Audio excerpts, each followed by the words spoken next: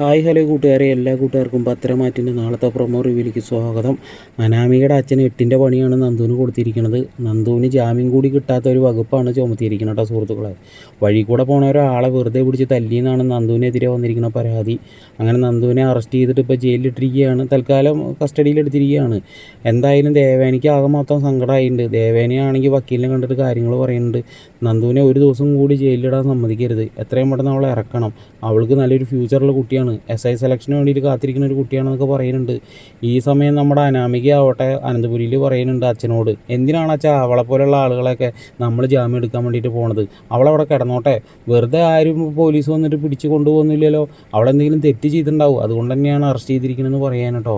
ഈ സമയം നവ്യയും നയനയൊക്കെ ആകെ മൊത്തം സങ്കടപ്പെട്ടിരിക്കുകയാണ്. നയനാണെങ്കിൽ പൊട്ടിക്കരഞ്ഞുകൊണ്ട് സോഫയിൽ ഇങ്ങനെ ഇരിക്കുകയാണ് കേട്ടോ.